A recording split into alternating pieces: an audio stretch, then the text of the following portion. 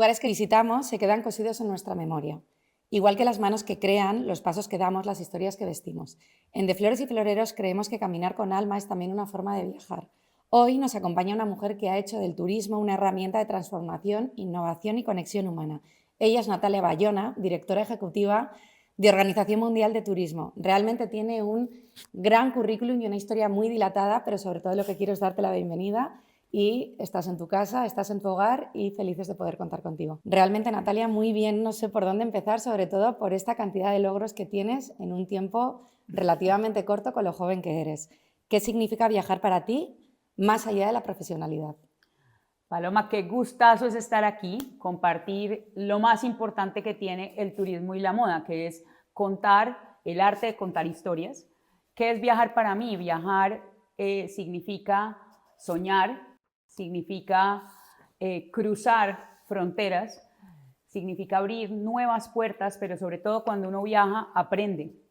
Está clarísimo que uno puede educarse en un salón de clase, puede ir a la universidad, puede ver YouTube, puede educarse de muchas maneras, pero para mí la principal manera para educarme, para crecer, para vencer barreras que anteriormente tenía frente a culturas o frente a personas ha sido viajando.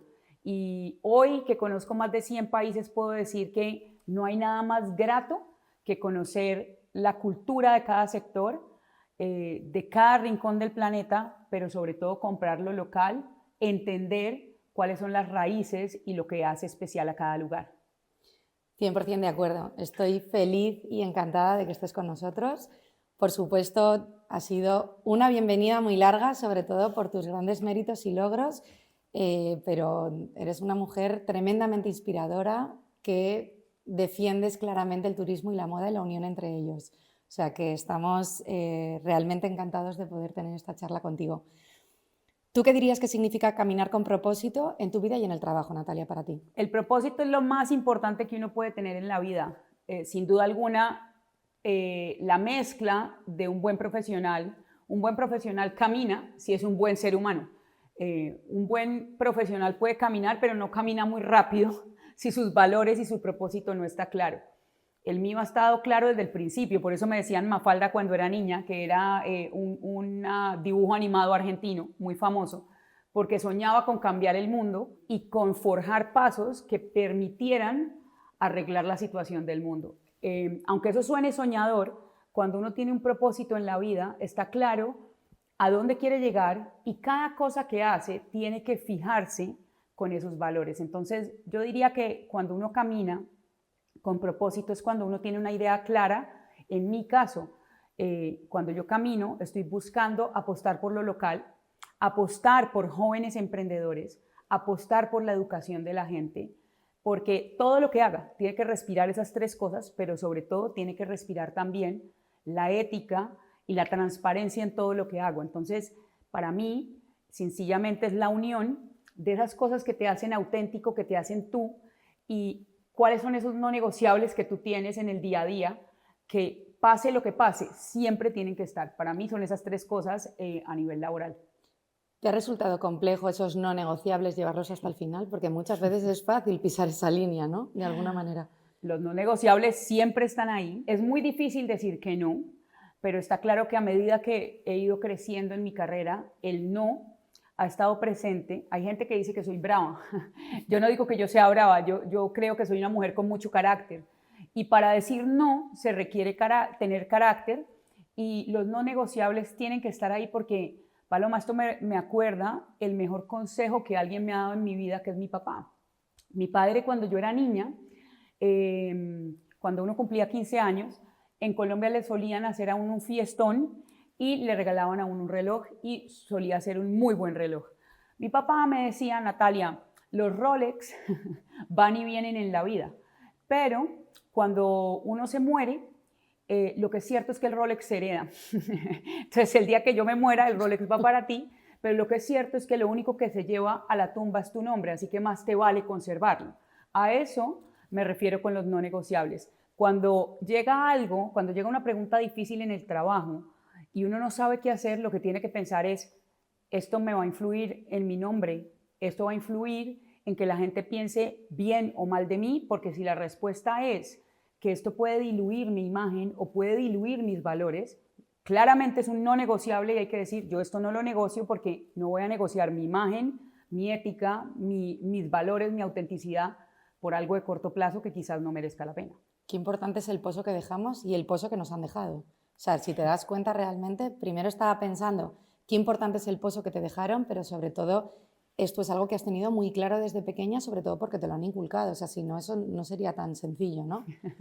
Así es, por eso quizás desde el principio de mi carrera profesional, cuando empecé a trabajar a los 20 años, me encantaba y todavía lo hago, dar clase, porque creo que la educación, compartir con la gente, es sin duda una manera de dejar ese pozo, de inspirar, pero también de actuar y de generar esas pequeñas píldoras para que el mundo tenga gente cada día más valiosa y cada día con unos no negociables muy claros para no venderse a cualquier postor. Totalmente de acuerdo. Para nosotros la moda y el turismo cuentan historias sobre identidad, territorio y emoción. ¿Crees que ambos mundos comparten la misma raíz? El turismo y la moda tienen los mismos valores, eso está clarísimo. Si yo no hubiera trabajado en turismo, hubiese trabajado en moda. Estoy segura de lo que digo, por muchas razones. Primero, son dos industrias altamente creativas, son sectores donde la humanidad está en el centro. El turismo es el sector económico más humano de todos, pero la moda también te hace sentir unas ilusiones que no te hace sentir el comprar una lavadora o en comprar una buena cámara o un piso. Son sensaciones distintas. Lo que es cierto es que cuando el turismo y la moda se juntan, la creatividad, el valor por lo auténtico, la artesanía hoy en día está vista como el nuevo lujo, pero no solo en la moda, en el turismo. Estamos desacelerando la manera como la gente viaja y ya no es solo tomarse una foto en la Plaza Mayor, es qué pasa atrás de la Plaza Mayor, cómo puedo ir, ¿no?, hacia atrás para conocer la raíz de la construcción de la Plaza Mayor, qué es lo que hace especial al lugar, comprarlo local, y es algo muy parecido a lo que pasa en la moda. Entonces, creo que cuando dos sectores económicos, dos industrias logran tener unos valores comunes, hay que unirlas, hay que fortalecerlas, porque al fin y al cabo son industrias multimillonarias. El 12% del PIB de España es gracias al turismo, pero hay 1.4 billones de personas viajando en el planeta, todas esas compran moda. Entonces, llevar los valores acordes es una gran responsabilidad porque nos ayuda a que tanto el turismo vaya por un muy buen camino como la moda. Bueno, y que además luego es verdad que es un círculo en el que se comparte mucha parte experiencial, se comparte mucho este momento de lujo sostenible alargado en el tiempo, incluso ese momento en el que necesitas vivir la experiencia de la mano, ¿no? O sea, uno sin otro probablemente, o sea, son muy complementarios porque se necesitan constantemente, o es un poco la sensación que nos da. Total. Cuento cosas que he hecho en mi vida, ¿sabes? Que me gustan mucho porque no depende de si el país es un gran polo turístico o un gran polo de moda. Es el momento en el que uno reúne los temas creativos. Entonces, esta semana leí en el periódico que hay hoteles en Madrid. Madrid está pasando por su mejor momento cuando de turismo se trata. Más de 8 millones de personas, de los cuales 2.6 millones son latinos. Y leía que los hoteles de lujo en Madrid ahora están ofreciendo experiencias turísticas con moda. Es decir, no es solo venir a un hotel y comprar por comprar, sino qué hay detrás. Eso vale, porque el tiempo de un guía turístico que te explique la realidad entre un tipo de cuero, un tipo de... ¿Cuál es la diferencia cuando tú estás poniéndote unos zapatos o cuando te estás poniendo una camisa? ¿Cómo puedes entender las texturas? ¿Cómo puedes entender cómo vestirte? ¿Para qué ocasión? Eso lo puedes hacer en Madrid, que es una ciudad absolutamente moderna y abierta al planeta, pero también lo puedes hacer en cualquier otro lugar. Cuando tú vas a China, a mí me fascina la moda, entonces cada vez que voy a cualquier lugar del planeta tengo que comprar algo local y de muy buena calidad. En China entonces se encuentran los centros comerciales con la seda y entonces a mí me han explicado cómo se hacen los chalecos. Yo misma he podido tocar las diferencias de los tipos de seda. Cuando he ido a Uzbekistán me he podido comprar caftanes de todos los colores, o cuando voy al Medio Oriente y me pongo las abayas. No es ponerte una abaya por ponértela, es entender culturalmente qué significa, cuál es la temporada perfecta, cuál es la diferencia entre una abaya negra, una azul, todo eso es cultural, pero tienes que entrar en el mundo y tienes que explorar para poder entender todo lo que hay detrás. O cuando vas a Latinoamérica y ves todos los textiles, los colores, las artesanías. Por ejemplo, en mi querida Colombia, en La Guajira, se tejen artesanías y se tejen mochilas. Cada mochila está inspirada en el estado de ánimo de la persona que la teje. Entonces, wow, si hay rayas, significa que hay depresión. Si hay rayas inclinadas, es que efectivamente hubo un cambio de ánimo, y toda esa armonía que hay detrás está un artesano tratando de forjar una historia, y está claro que si hay curiosidad, tú puedes entender qué significa cada mochila es única. Por eso cuando me dicen, cada mochila vale 200 euros, pues si el precio es justo, no, es justísimo, porque el tiempo que te demoras en plasmar tu identidad, en plasmar lo que sientes y sobre todo en transmitírselo a otra persona. Entonces cuando vas por aquí con mochilas, con abayas, con caftanes, da igual con lo que vayas, no solo por llamar la atención, es porque estás llevando un pedazo de turismo, un pedazo de ese cultura, destino, pues por donde vas caminando. Sí, sí, 100% de acuerdo. Es verdad que además ese punto experiencial dentro del turismo para nosotros es un regalo, porque es una apertura al mundo. O sea, realmente para aquellas marcas que somos pequeñas y que estamos creciendo poco a poco, hay un punto importante de apertura al mundo que es un regalo, o sea, que a nosotros lo necesitamos como marcas, ¿no? De alguna manera. O sea, que esa alianza no es que solamente sea importante, sino que es necesaria para poder llegar a todos los puntos, aquellos a los que nos cuesta mucho más llegar cuando somos pequeñitos, porque evidentemente necesitas traccionar, ¿no? Así es. A mí hay algo que me gusta mucho, Paloma, de el turismo y la moda, es que son sectores de pymes. El 90% del tejido empresarial en turismo se debe a las pymes. Y qué bueno encontrar en los diseñadores locales, en los artesanos, en personas que piensan distinto, obras de arte. Al fin y al cabo, cada pieza que se desarrolla está muy bien pensada, y cuando tiene la calidad que va a durar años, y quizás yo se los puedo trasladar, o mi hija puede heredar algo de muy buena calidad, o por qué no, yo me acuerdo, te doy otra infidencia de mi infancia, mi primer bolso de calidad, mi primera cartera de calidad fue una Chanel de mi abuela, que heredé. Fíjate. Y eso es calidad. Y hoy en día sigue la Chanel dando vueltas. Estoy segura que Miranda, mi hija, heredará, quizás no una Chanel, quizás heredará muchas cosas de muchos diseñadores locales pequeños. Cuando yo tenía 15 años, el momento era distinto. Hoy en día se valora mucho más lo auténtico, lo que es único. Qué dicha ponerme estos zapatos o los que tienes tú, y que sean únicos, no que los tenga 1 millón de personas, que los tengan 100.000 o 5 o 20, pero que no todo el mundo lo tenga, que tenga un mensaje atrás. Y creo que eso es muy valioso, y eso hay que darle fuerza para que la gente se entere y para que exista una conciencia en la manera como compramos viajes y en cómo vivimos experiencias. Totalmente de acuerdo. Yo creo que hay una gran dicotomía en el tema de consumo actualmente, pero los pequeños productores y los que realmente creemos en esa sostenibilidad y en ese momento de lujo consciente y de comprar de forma consciente, tenemos que pelear para poder empujar en ese momento, ¿no? Y que esa dicotomía realmente se sostenga en el porcentaje que se deba sostener, pero creemos mucho en mantener ese tejido empresarial pyme, que es lo que hace que sostenga realmente el sector y el mercado. O sea que para nosotros es importante. En turismo sostenible se llama mucho el tema de preservar el patrimonio. Nosotros desde la moda tratamos de preservar la artesanía y el saber hacer de todos los talleres españoles, que es un poco lo que estábamos hablando off the record y en este momento, ¿no? ¿Cómo crees que el turismo puede ayudar a mantener vivas las tradiciones locales? Siguiendo un poco la estela de la respuesta que hemos estado viendo ahora. Yo creo que el turismo es el arte de contar muy buenas historias, y las historias efectivamente comercializarlas, ¿no? Porque el turismo al fin y al cabo es un negocio. ¿Qué veo yo? Si se crean rutas especiales, pongo otro ejemplo de mi vida real, cuando estuve en Florencia hace un año, tuve la oportunidad de ir por turismo, por trabajo, porque estaba en un foro, pero lo que es cierto es que en tiempos libres me dijeron que qué quería hacer. y tenía la opción de ir a comprar zapatos, es lo normal, lo evidente, bolsos, o aprender. Entonces les dije, yo quiero aprender a hacer un par de zapatos, quiero un par de zapatos. Aprendí a hacerlos, los compré y me los llevé a casa, además los hice yo.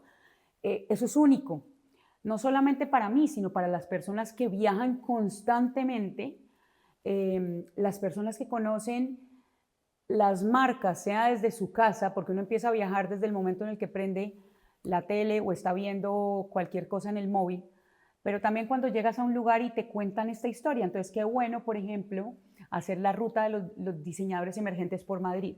Una vez más, hay 8 millones de personas viniendo a esta ciudad, que conozcan que Madrid es una ciudad que tiene moda, no solamente moda lenta, sino que tiene mujeres talentosas, y empezar a cruzar todo esto. Hay muchos eventos, por ejemplo, viene la Fórmula 1, está la feria de turismo más grande, una de las más grandes de Europa.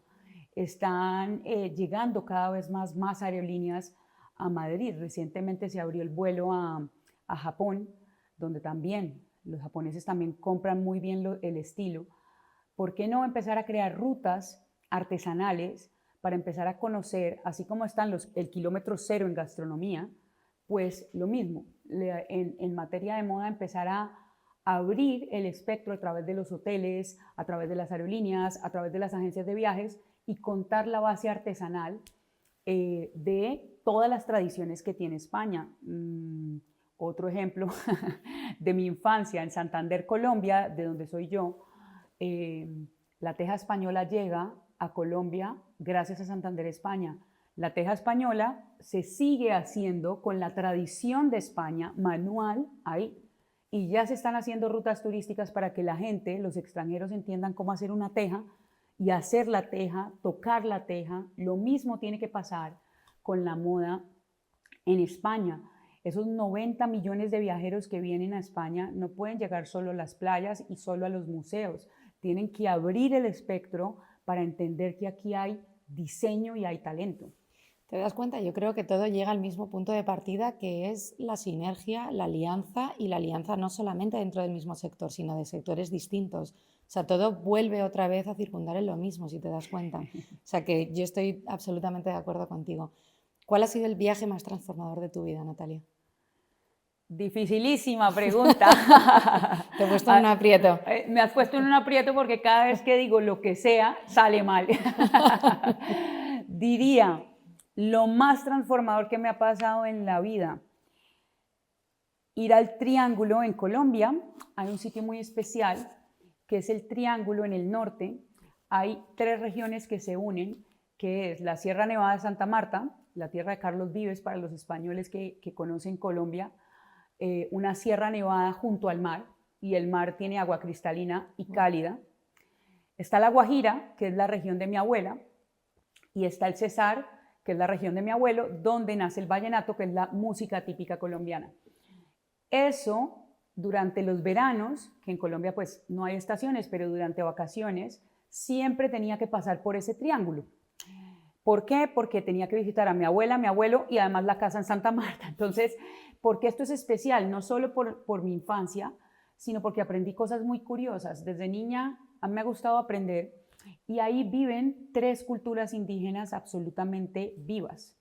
Cuando era niña, empecé a hablar con los indígenas y me escapaba, porque esto no lo sabía mi abuela, no era que le gustara ya mucho que yo estuviera por ahí hablando con los indígenas, pero entendí que los españoles, la religión católica, había llegado a Colombia por Santa Marta y se había instaurado en la Sierra Nevada. La primera iglesia católica que se abrió en Colombia está en la Sierra Nevada, y resulta que cuando los indígenas despojan a los españoles, la iglesia católica, que todavía está ahí, en la mitad de la sierra, era la cárcel para los indígenas que se portaban mal. Me fascinó, y esa historia me fascinó, y en ese momento yo pensé, la historia es sorprendente siempre, pero depende mucho de quien te la cuente, sobre qué posición vas a tomar, porque cuando entendí esto dije, el mundo es tan grande, y tenía 12, 13 años, me transformó mucho la manera de ver, porque yo decía, luego los indígenas siempre han pensado que nosotros, la civilización, somos los niños jóvenes, porque no preservamos el agua, no preservamos los recursos naturales. Entonces siempre piensan que somos la generación joven, como los adolescentes. Y cuando uno empieza a ver cómo otras culturas dentro de una misma Colombia empiezan a hablar de una manera distinta, entiendes el poder que tiene el turismo. Entonces, eso quizás ha sido algo muy curioso que me ha pasado en la vida, que dije, esto es muy importante. Otro viaje, Jerusalén, sin duda.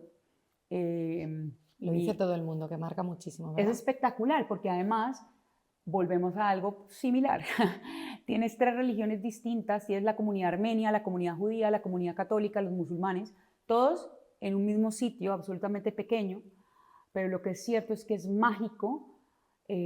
Yo creo, soy católica y creo fielmente, pero está claro que Miranda, mi hija, acababa de nacer cuando fui a Jerusalén, y fue tanta la conexión de tantas cosas nuevas que me estaban pasando, porque además yo fui madre no muy joven, a los 38, y estar ahí me hizo entender muchas cosas, me hizo entender una vez más el poder que tiene el poder vivir entre tantas diferencias, pero también el saber que si crees en algo, tienes que creerlo con esa vocación.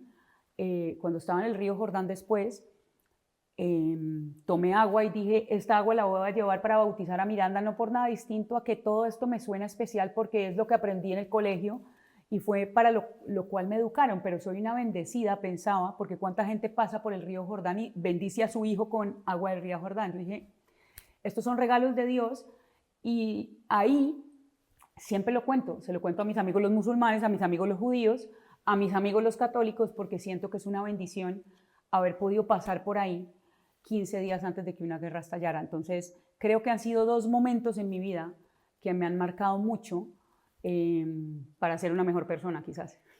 Totalmente. Yo creo que ese primer momento de ese triángulo que te marcaba toda tu infancia, de alguna forma fue el clic para saber hacia dónde querías dirigirte profesionalmente, un poco dónde querías proyectar. Seguro, seguro. Yo tengo que decir que era clienta número 1 de niña de las revistas de moda. Eso era lo que más me apasionaba en la vida, pero también me apasionaban los periódicos. Fíjate, era una cosa muy curiosa. Entonces, todos los días de mi vida leía los periódicos con mi papá y los analizaba. Entonces, hablaba del conflicto que había en Colombia, todos los problemas que Colombia tenía en los 90, siendo una niña. Pero también esa otra parte de mí me decía, yo me gastaba toda la plata de la merienda en ropa, todavía lo sigo haciendo, no cambio en absolutamente nada, sigo siendo la misma niña, con las 2 pasiones adheridas. Me ganó el periódico, tengo que decirlo, porque quizás hubiera terminado en moda, o quizás terminaré, uno nunca sabe dónde va a terminar, pero... Bueno, ese maridaje perfecto que yo creo que pero conllevan ahí, ambas cosas, ¿no? exacto, y entonces Mafalda cayó en los periódicos y he dedicado mi vida profesional al servicio, primero en el gobierno, luego en las multilaterales, luego apoyando startups. Lo que sí tengo claro es que mi paso por el mundo no puede ser un paso común y corriente. Tenemos que pasar para dejar valores bien puestos, pero también inspirar para que las nuevas generaciones tengan mucho más de lo que nosotras tuvimos. Nosotras no hemos vivido una guerra, qué dicha, yo no la he podido vivir. Sí, viviendo en un país tan conflictivo, no sé lo que es eso, no quiero que mi hija Miranda lo viva, pero para que eso sea posible, tenemos que aceptar las diferencias y tenemos que escuchar, tenemos que andar con pasos firmes para no andar en arenas movedizas donde podamos perder el norte. No me cabe ninguna duda que ya tenías que tener que ser una niña muy especial, sobre todo, ya no solamente por todo aquello que te inculcaron que fue un regalo, sino está claro que tenías que tener un pozo muy, muy especial para llegar donde has llegado y la trayectoria que has tenido. ¿Te da cierto vértigo, Natalia, o no? Dicen que cuando a uno le da vértigo algo, lo tiene que hacer. Entonces, tengo que decir que hoy en día no tengo vértigo de mi cargo, pero claro, cuando me ofrecieron ser directora ejecutiva de una agencia de Naciones Unidas, con el valor que sean los ministros de turismo los que avalen ese nombramiento, pues claro que tenía vértigo, porque además pasa al mismo tiempo en el que soy madre, pasó a los 38 años. tenía doble, tenía doble startup, tenía que ser mamá, que nunca lo había ni soñado, y nadie te enseña, por muchos libros y muchas madres que No. tengas atrás tuyo, eso solo lo puedes vivir tú. Y nunca había sido, obviamente, la jefa más joven de una agencia de Naciones Unidas, pues tenía que dar ejemplo. Entonces el vértigo, claro que llegó. Ahora el vértigo seguirá, seguro. Y yo creo que el vértigo siempre debe estar cuando hay algo que te inspira, algo que te parece muy difícil, pero que lo tienes que afrontar. Y sin duda, yo creo que algo que tiene un propósito y que está dentro de ti. Si tienes ese vértigo, mi consejo para todas las emprendedoras o los líderes o las líderes que nos están oyendo es que si sienten ese vértigo hay que ir por ahí. Porque si no es zona de confort, quiere decir que te puedes quedar durmiendo, pero no vas a ser lo brillante que podría ser o no te vas a exponer. Y ante los riesgos, pues hay que tomarlos. No hay nada que no sea, como decía mi abuela, todo pasa. Es decir, por muchos errores que cometas, ya pasarán. Con cabeza pero patada para adelante, ¿no? De alguna Así forma, es. que es un poco como dicen por aquí, pero es real que al final yo creo que ese vértigo lo que te hace es por lo menos ser consciente de lo que estás asumiendo y si no serías una irresponsable y evidentemente no es el caso. O sea que no, totalmente de acuerdo. Se nos ha desviado un poco la conversación, pero me encantaría saber cómo compaginas tu vida personal y tu vida profesional, algo que no sé si estamos entrando en un terreno complejo. ¿Cómo compagino mi día? A ver, vamos a ver, por partes. Tengo los no negociables. Tengo no negociables en mi vida. Tengo que tomar un muy buen café, un buen latte macchiato todas las mañanas de mi vida y es para mí. Normalmente nadie me puede hablar durante ese momento del día porque estoy pensando. Entonces estoy pensando en mí, estoy pensando en qué quiero hacer del día, qué quiero proyectar en el día, qué nuevas alianzas puedo crear, qué cosas personales tengo que hacer, porque al fin y al cabo tengo que ir al médico, tengo que estar pendiente de Miranda, tengo que estar pendiente obviamente de mi familia, que no vive aquí. Tengo dos hermanos valiosísimos, uno en Nueva York y la otra en Glasgow, y mis padres en Colombia. Entonces, ese momento del día es un no negociable. Entonces, puede estar donde quiera que estés, pero me vas a encontrar tomándome un café a primera hora de la mañana, normalmente sola. Si no, pues con alguien del equipo podría ser, pero ese momento es muy especial para mí porque es el momento donde enfoco mi cabeza hacia donde quiero proyectarme. Ahora, ¿en qué ocupo? Entonces tú dirás, ¿cuáles serán tus ratos libres, no?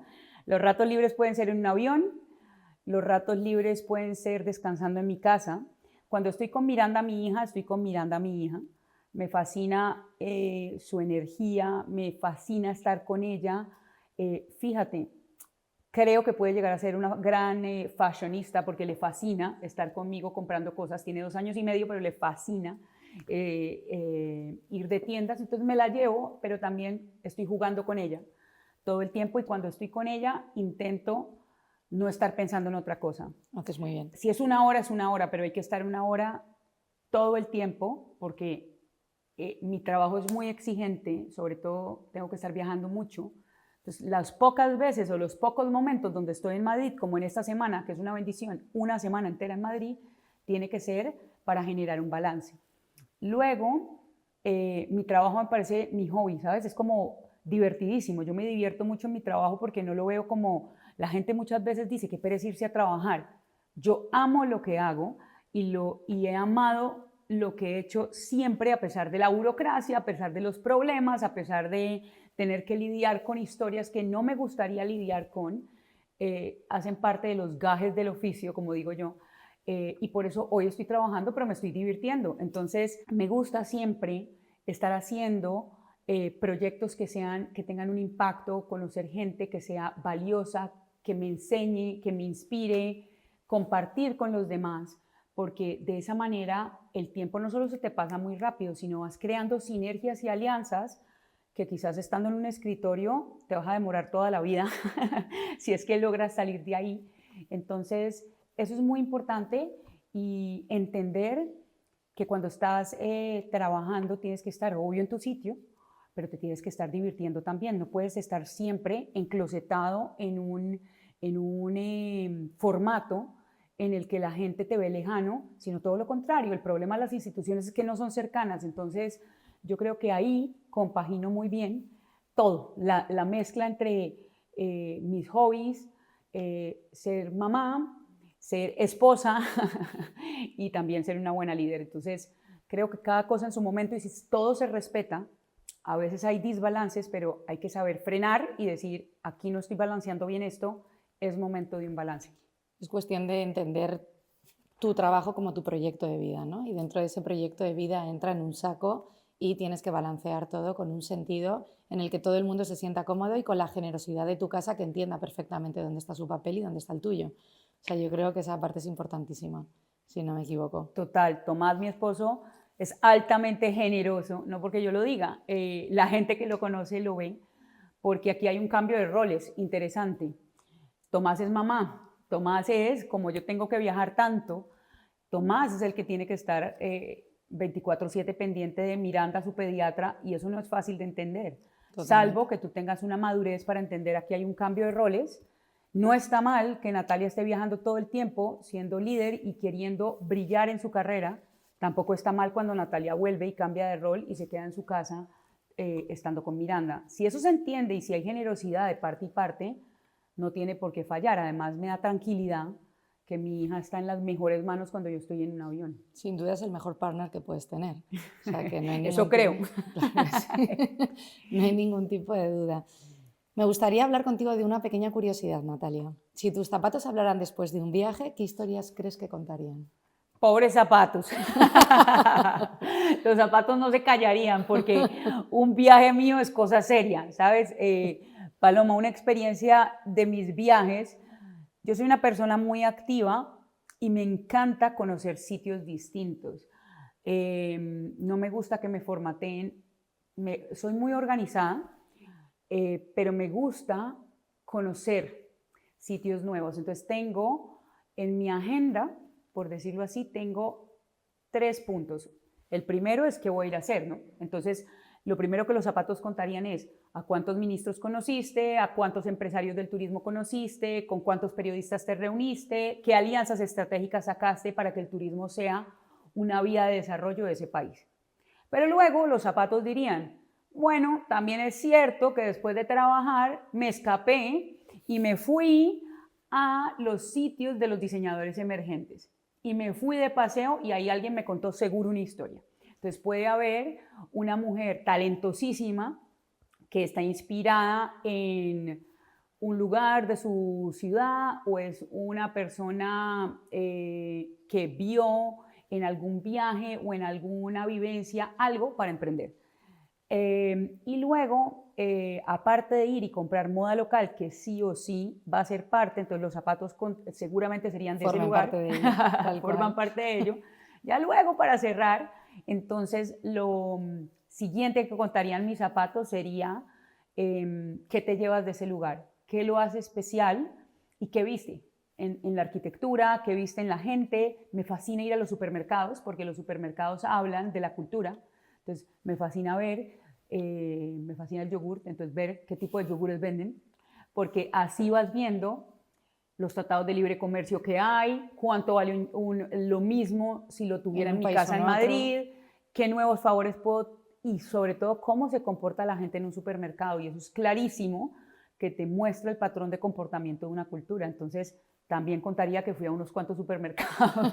¿Sabes lo que a mí me impacta muchísimo cada vez que viajo? Los cementerios.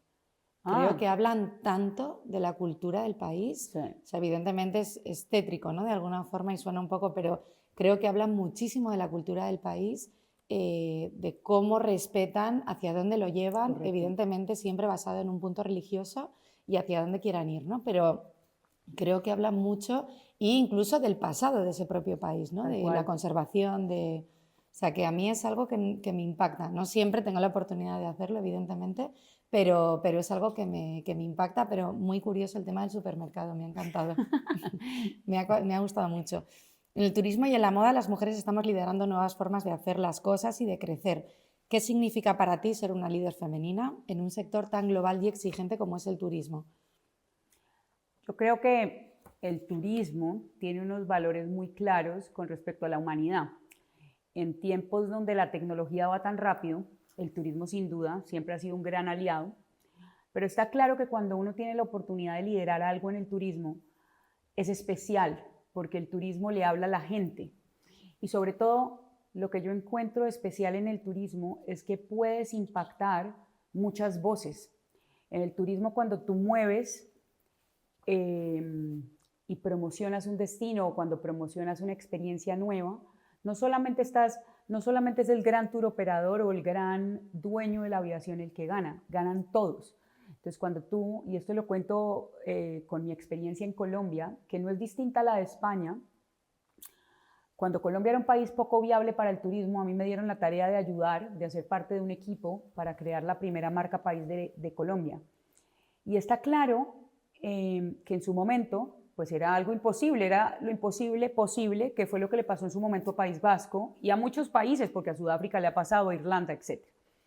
Lo que es cierto es que cuando esa ola se mueve, que es la ola del turismo, y tú puedes ayudar a que se desarrollen los países gracias al turismo, la humanidad está en el centro y ayudas al pequeño artesano, al que vende mangos, al botones, al taxista, al guía turístico, pero también al hotelero y también al comercio local, porque el turismo mueve a más de 100 subsectores en la economía. Entonces, para mí, ser líder, trabajar, influir, fortalecer el ecosistema del turismo, no solo es una gran responsabilidad, sino tiene que haber una vocación detrás de servicio para que le puedas hablar a todos los públicos, para que cuando vayas al pequeño hostelero te pueda decir, vea, mis problemas son los que sean, el exceso de turistas puede ser un problema, que no hayan turistas es otro problema, que gracias a los aranceles ahora la cerveza cuesta el triple.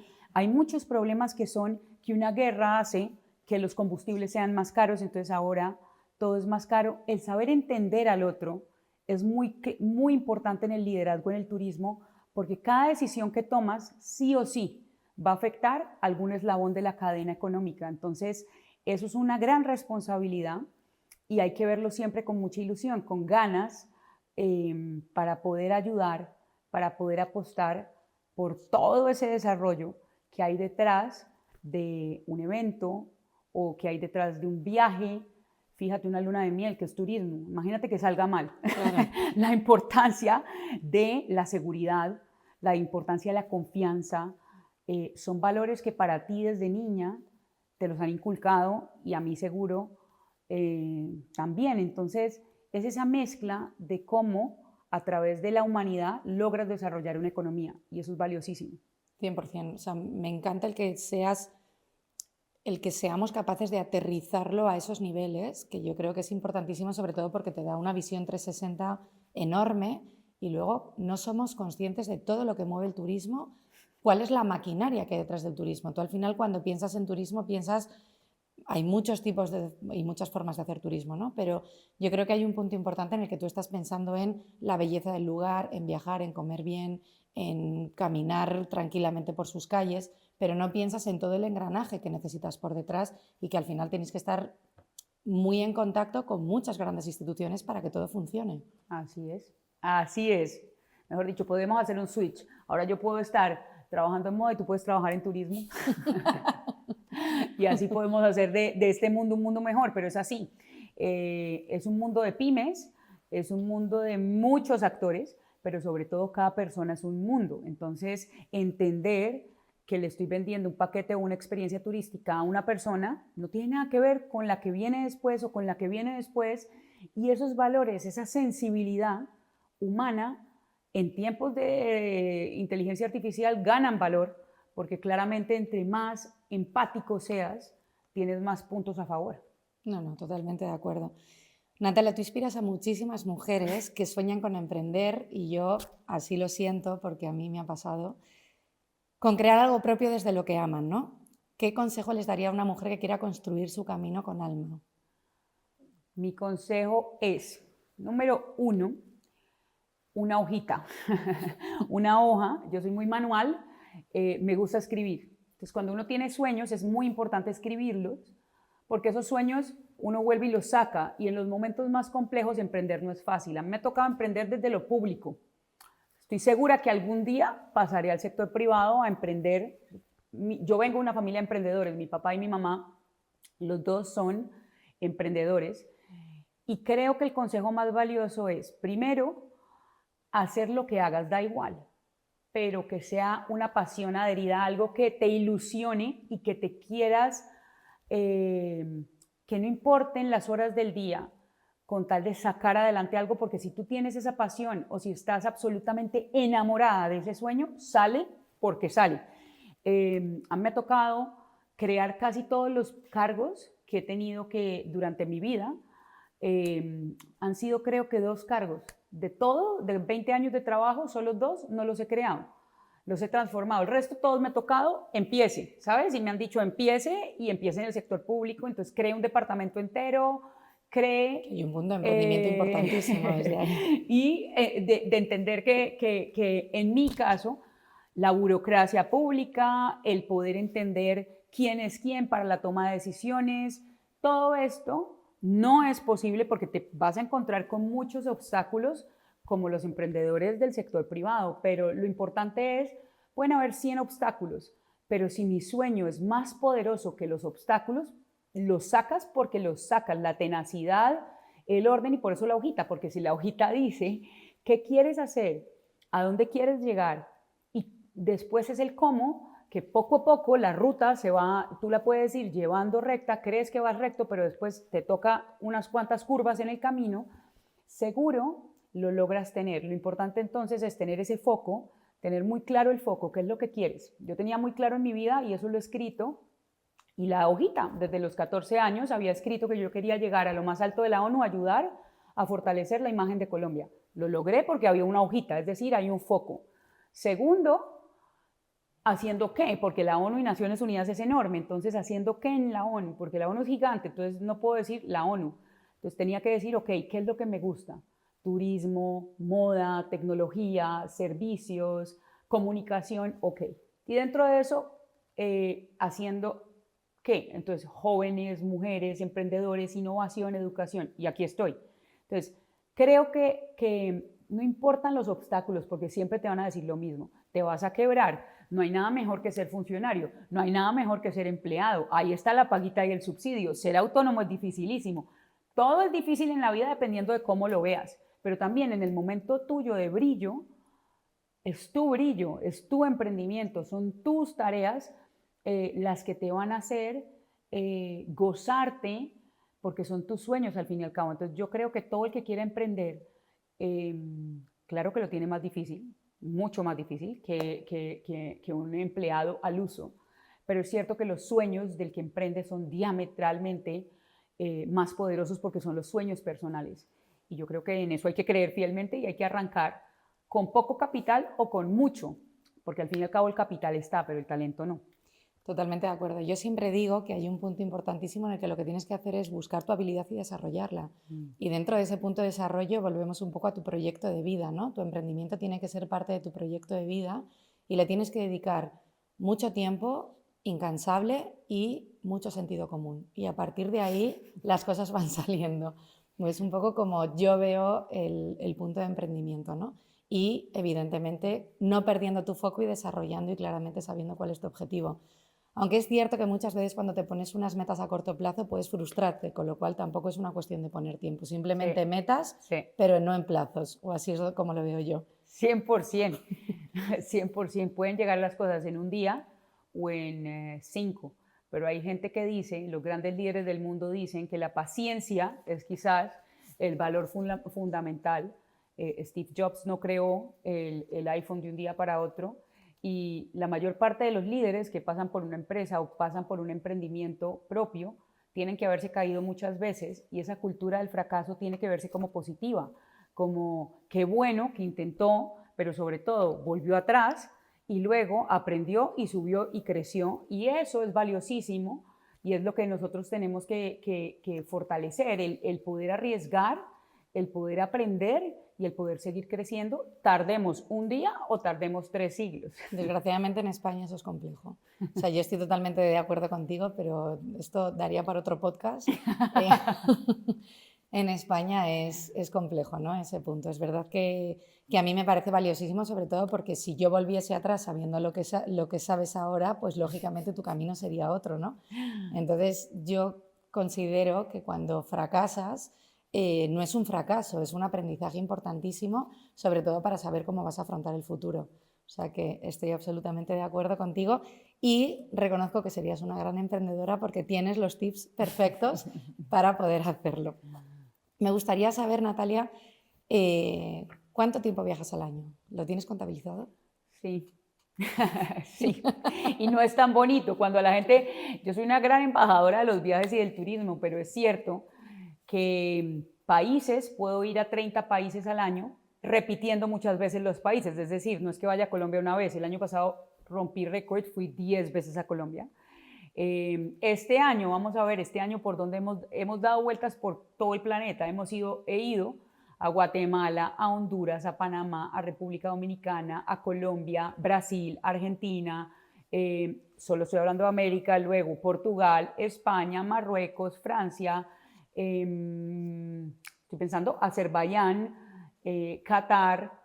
Esto también hay que saberlo para que se valore el esfuerzo que hay por detrás. Al final hay un punto importante en el que la cara de la moneda no solamente es lo que vemos, ¿no? O sea, que también hay un esfuerzo importantísimo de trabajo, de dedicación y de resiliencia, porque probablemente ese día no te gustaba y no te apetecía coger el avión, pero evidentemente tenías que hacerlo. Es así, y esa lucha constante, la gente cuando uno lo ve en los eventos o cuando te ve hablando con líderes de todo el planeta dicen, ay, qué bien, qué suerte tienes. Y yo digo, no es suerte, es responsabilidad unido a disciplina, porque cuando me preguntan qué es lo que más te duele, porque siempre te hablan de lo positivo, pero qué es lo que más duele, ¿tú crees que me parece muy interesante dejar a mi hija Miranda pudiendo estar con ella o que mis papás estén en Colombia y que yo haya tenido que viajar y vivir en 7 países dejando a mis papás en Colombia? Todo eso siempre hay que pensarlo porque es la lucha interna del liderazgo, hasta dónde quiero ceder y hasta dónde sé que lo tengo que hacer si quiero ser una gran líder. Totalmente. Pero si me preguntas, pues claro, he vivido en Estados Unidos, he estudiado ahí, no una, dos, 3 veces, he vivido en Chile, en Argentina, en Taiwán, en Portugal, en España, en Colombia. ¿Pero qué sacrificaste? Pues sacrifiqué a mis amigas del colegio, sacrifiqué a mis papás. Que si me gusta, pues eso es lo que hay para ser líder. Bueno, pero evidentemente te aportó mucho. O sea, al final siempre hay que sacrificar para que las cosas te aporten, ¿no? Pero hay que entender eso, ¿no? No todo tiene que ser, no todo hay que verlo como qué suerte hay, sino la disciplina que hay detrás para lograr ese balance imperfecto de lo que es la vida de un líder. Y más un líder que trabaja en turismo, porque si yo viviera en Madrid, qué dicha sería para poder dormir en casa ¿no? Todas las noches, pero no es el caso. Totalmente. Viajando tanto, imagino que tienes que redefinir de alguna forma la palabra hogar. ¿Tienes algún tip? Sí. Lo primero, palabra hogar. Lo primero, tengo que estar hablando cuando así como tengo los espacios para desayunar sola y pensar, tengo también un espacio para llamar a mi hija y a Tomás y hablar con ellos durante un tiempo, cantar, por ejemplo, con mi hija las canciones que le gustan en el colegio, poder preguntarle qué hizo, etc. Y esos son momentos donde tengo que estar a solas, sin duda alguna, y contándole también a Tomás todo lo que pasa detrás del bambalinas, ¿no? Porque detrás de todo un viaje hay millones de cosas, muy buenas todas, pero también hay tensión y también hay temas. Segundo, yo, y esto es importantísimo, olvidé esto, para las emprendedoras, yo hago parte de muchas redes y esas son mi familia. Y esa red hago parte de Eisenhower Fellows porque me gané esa beca, soy Young Global Leader del Foro Económico Mundial, he estudiado en muchas partes, esa es mi familia. Entonces, cuando llego a sitios, siempre entro a los grupos de WhatsApp que tengo de los Young Global Leaders o de Eisenhower o de colombianos o de amigos del colegio, de la universidad, y siempre escribo y digo, voy para este sitio, porque eso hace parte del hogar. Entonces, cuando voy por ejemplo, en Brasil, entonces no solamente es ir al foro de inversión al que estaba invitada, es ir a ver a mi amiga con la que estudié en Harvard, por ejemplo, y estar con ella y con sus hijos. Eso hace parte del hogar para sentir que tengo algo cerca, no necesariamente mi mamá, mi papá y Miranda y Tomás, pero sí tener a mis amigos cerca. Y creo que eso, el tejer redes, te ayuda a tener un mini hogar Sí, 100%. en cada sitio a donde vas. No, está claro que además ya no solamente el hogar, es el pozo que deja y que te deja, ¿no? De alguna forma. O sea, yo creo que cada uno de los viajes tienes que buscar ese tip, que además no solamente el viaje consiste en cuando estás allí, sino habiéndote ido de ese viaje, todo lo que recuerdas, sigues viajando de alguna manera. ¿Te sigue Así es. pasando? Me sigue pasando y cada vez que veo redes de Instagram o cuando veo mis fotos en el móvil, ahí viajo, porque ahí digo, es increíble lo que pasó en este viaje, me río sola y digo, es increíble que esto haya pasado en este lugar. Entonces es cierto que las memorias siempre están plasmadas en esas fotos que has tomado o en los videos que has dejado O en tu recuerdo o en tus incluso, ¿no? recuerdos. Totalmente de acuerdo. Me gustaría saber, Natalia, si tuvieras que elegir unos zapatos de Flores y Floreros para tu próximo destino, ¿cuáles serían y hacia dónde te llevarían? Qué difícil, porque por mí me los llevaba todos y lo sabes, ¿sabes? Eres Porque una gran fan de la marca, soy consciente de ello. fuera por mí, fíjate, sé que estás trabajando en una colección, entonces no voy a contarle al planeta porque eso es tu labor, pero sí quiero invitar a todos los que escuchan el podcast a que estén muy atentos porque hay un proyecto que tienes muy especial y como te decía, la artesanía es ese nuevo lujo. Me gustaría ir a la Asamblea General de Onoturismo, que es la reunión de ministros del mundo, pues con unos zapatos que muestren identidad, que muestren la marca de España, porque al fin y al cabo es la sede de la Organización Mundial del Turismo, que tengan color sí o sí, no pueden ser negros al uso, tienen que tener colores y sin duda que tengan un elemento diferenciador, una historia que cuente algo que sea distinto.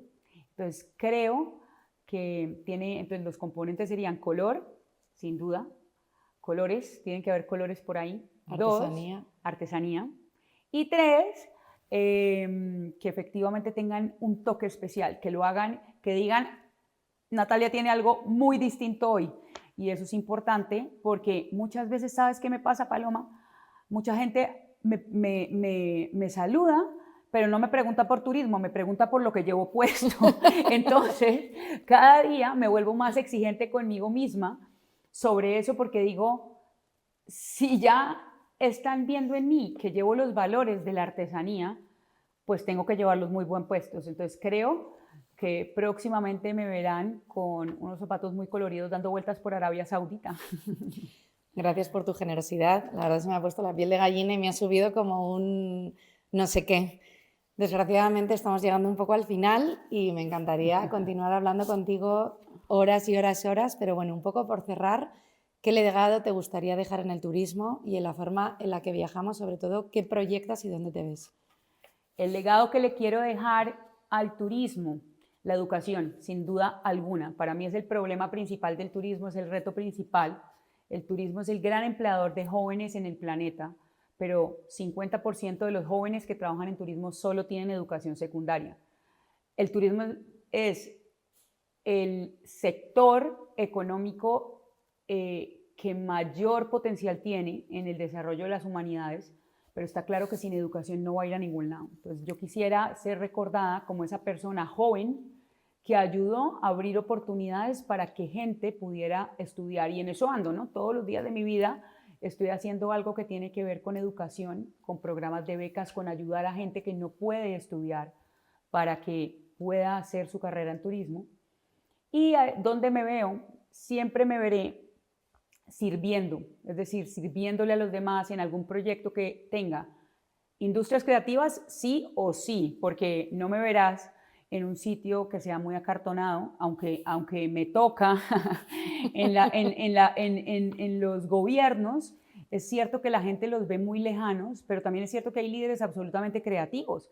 Y cuando tú hablas con varios, yo he tenido que trabajar con varios presidentes, con varios ministros que son absolutamente creativos. Yo quisiera ser recordada como una líder creativa, cercana y sobre todo que hace que las cosas pasen. No solamente inspira la acción, sino que hace que las cosas pasen y que eso que pasa es positivo para que los jóvenes, la generación Z, tenga una calidad de vida 10 veces mejor a la que tuve yo.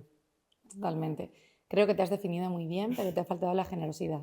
O sea, me parece que eres tremendamente generosa y eso se agradece mucho con una persona de tu altura. Simplemente, Natalia, darte las gracias. Gracias por recordarnos que el lujo está en lo auténtico, en lo artesanal y en el hecho a mano. Y gracias por defender todo lo que defiendes con la pasión que lo haces. Así que nada, gracias por estar aquí. A ti 1000 gracias por invitarme, por buscar estos espacios y obviamente cuentan conmigo siempre como una amiga. Gracias. Y tendremos la suerte de trabajar y hacer muchas cosas juntas por el turismo y por la moda. Claro que sí. Y por las mujeres. Gracias.